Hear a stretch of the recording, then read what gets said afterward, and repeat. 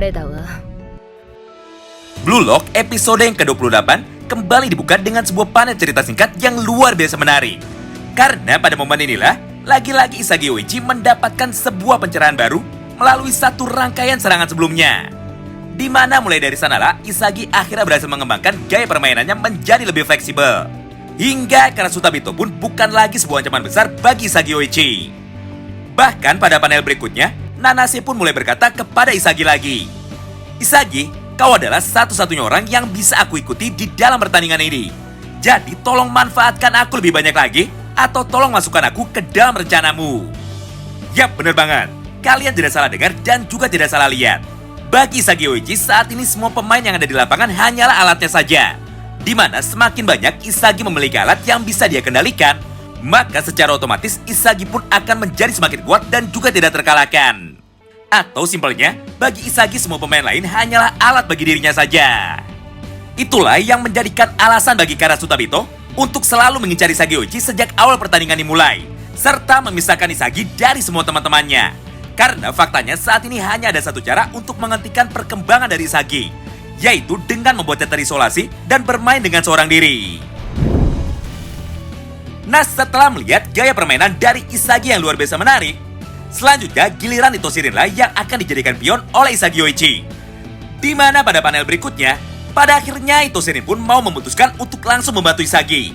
Karena Rin ingin memberikan Isagi kesempatan untuk bisa membuktikan kemampuannya kepada Jin Pachenko satu kali lagi.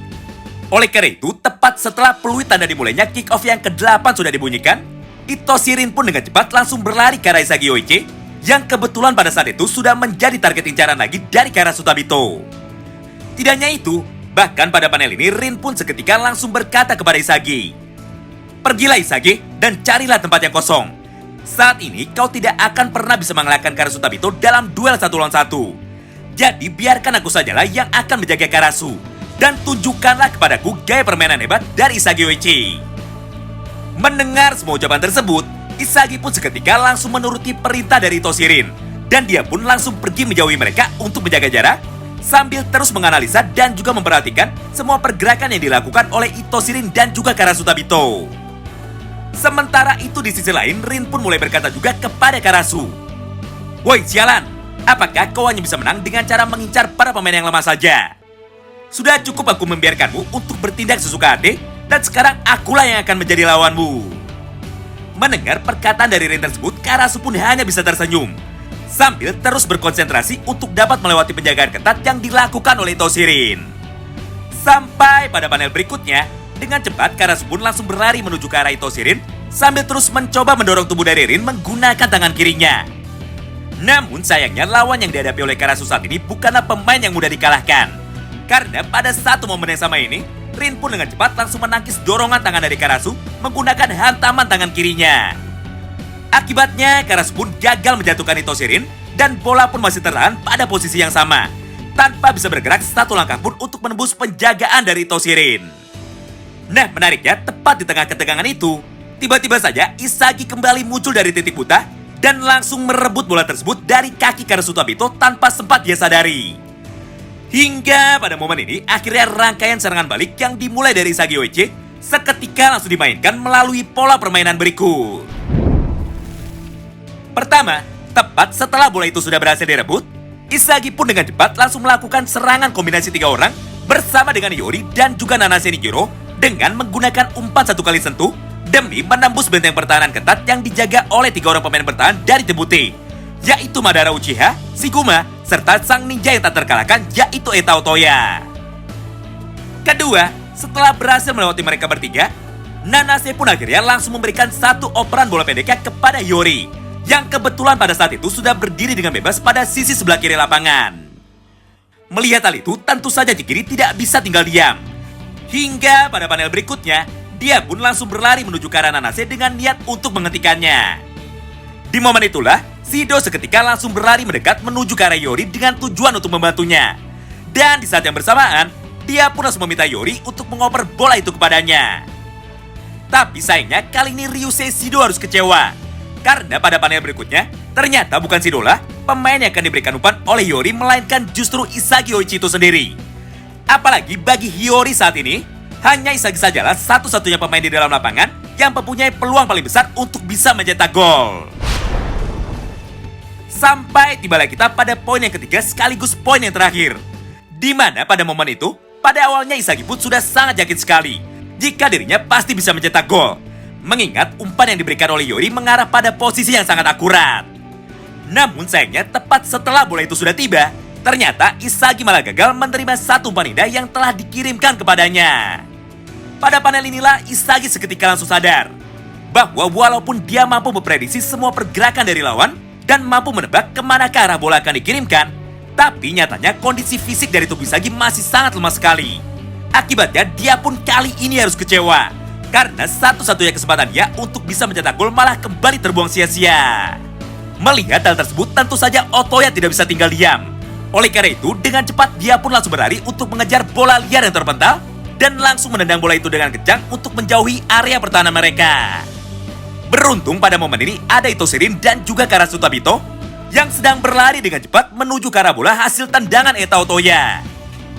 Walaupun pada awalnya tidak ada satupun dari mereka yang mau mengalah, namun pada akhirnya Rin pun berhasil memanfaatkan sebuah kesempatan serta berlari satu langkah lebih cepat daripada Karasu Tabito.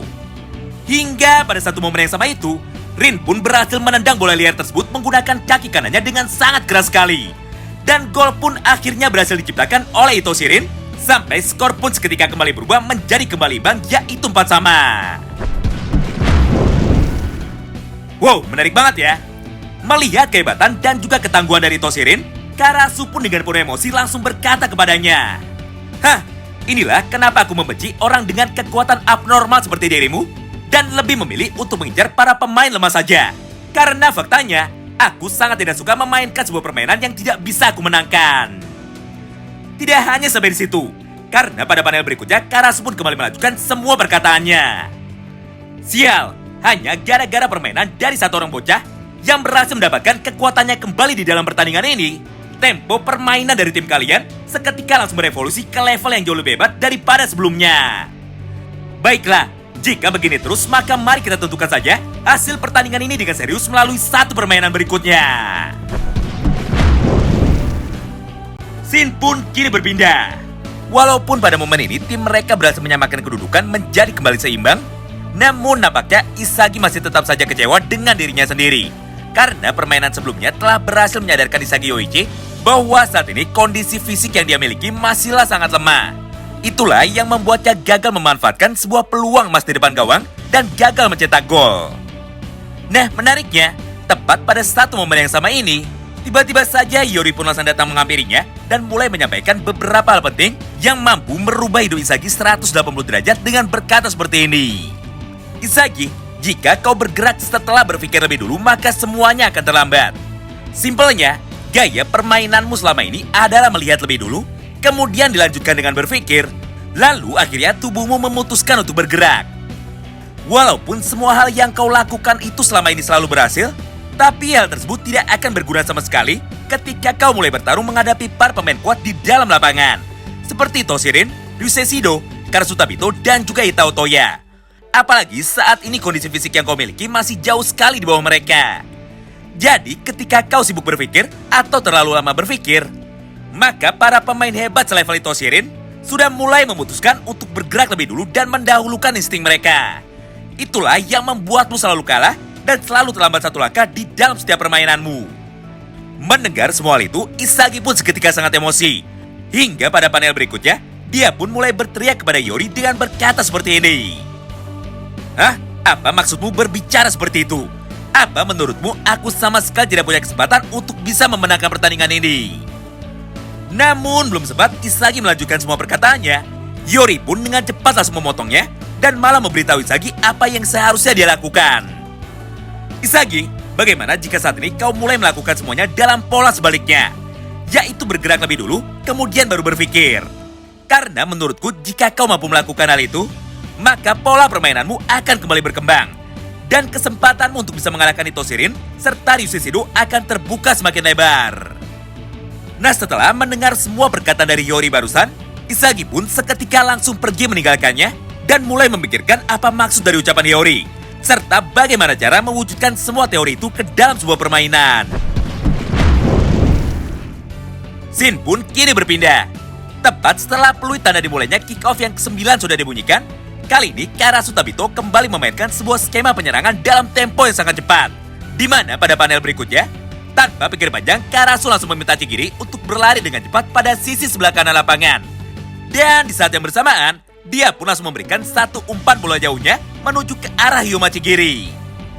Melihat hal itu, para pemain dari tim merah pun seketika menjadi panik. Karena jika Chigiri berhasil mencetak gol lebih dulu, maka secara otomatis pertandingan ini pun akan langsung berakhir dengan kemenangan untuk tim putih. Beruntung di tengah ketegangan ini, lagi-lagi muncul Ryusei Shido tepat di belakang Chigiri yang melompat lebih dulu untuk memotong jalur umpan yang dikirimkan oleh Karasu Tabito. Dan di saat itulah Ryusei pun langsung menendang jauh bola ini menuju ke arah Isagi Yoichi. Nah menariknya, pada momen inilah seketika sinergi dari tim merah berhasil tercipta dengan Isagi Yoichi yang berperan sebagai jantung atau motor dari mereka. Di mana pada panel berikutnya, secara bersamaan keempat orang pemain dari tim merah pun langsung berlari di samping Isagi dan juga menyusul Isagi. Serta mereka semua pun sudah siap untuk melakukan kerjasama dan melakukan serangan kombinasi bersama Isagi Yoichi melalui rangkaian serangan berikut. Pemain pertama yang memanggil nama Isagi dan juga mau bekerja sama dengan Isagi adalah Ito Shirin. Melihat hal itu, Isagi pun tanpa pikir panjang langsung mengoper bola yang ada di kakinya kepada Rin untuk melewati pemain yang menjaganya.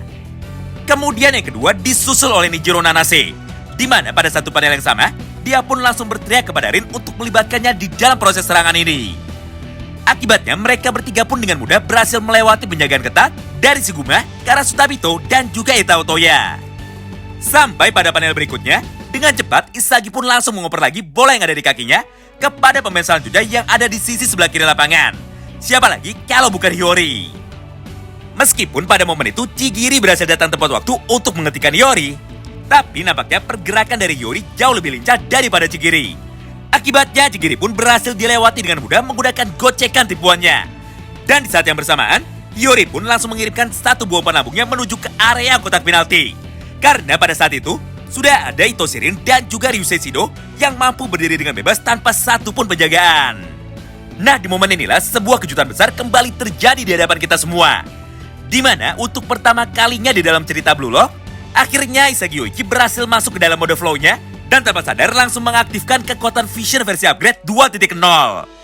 Hingga dia pun bisa melihat dan juga memprediksi dengan akurat kemana sajakah para pemain akan bergerak dan di manakah bola umpan itu akan mendarat. Tidak hanya sampai di situ, karena pada satu momen yang sama ini, akhirnya Isagi pun tanpa pikir panjang langsung mempraktekkan semua teori yang sebelumnya sempat diucapkan oleh Hiyori kepadanya. Di mana jika Isagi ingin menang dari Ryusei dan juga Ito Shirin, maka dia harus merubah semua pola berpikirnya, yaitu bergerak lebih dulu baru berpikir belakangan. Hingga pada panel berikutnya, Isagi pun langsung melesat dengan cepat di antara Ryusei Shido dan juga Ito Shirin. Dan masih pada satu panel yang sama, Isagi akhirnya berhasil mengalahkan kedua orang pemain bintang yang ada di timnya sendiri dengan cara bergerak lebih cepat untuk bisa melesatkan satu tendangan supernya tepat ke arah gong tim putih. Hingga gol pun mampu tercipta melalui permainan yang luar biasa hebat dari Isagi Yoichi. Dan skor pun kini langsung berubah menjadi 5-4 untuk kemenangan bagi tim merah. Wow, gila banget ya. Saking hebatnya, bahkan Ryusei dan juga Rin pun seketika langsung terkejut dan secara bersamaan langsung bertanya kepada Isagi. Hah, Isagi, bagaimana kau bisa melakukan hal tersebut? Namun sampai peluit tanda berakhirnya pertandingan sudah dibunyikan, nampaknya Isagi sendiri masih belum bisa menemukan sebuah jawaban tentang apa yang baru saja terjadi kepadanya. Karena faktanya, Isagi sendiri juga masih belum mengerti mengenai apa yang baru saja dia lakukan. Terima kasih banyak yang sudah simak video ini sampai habis ya. Sampai jumpa lagi di pembahasan selanjutnya dan salam baku hantam.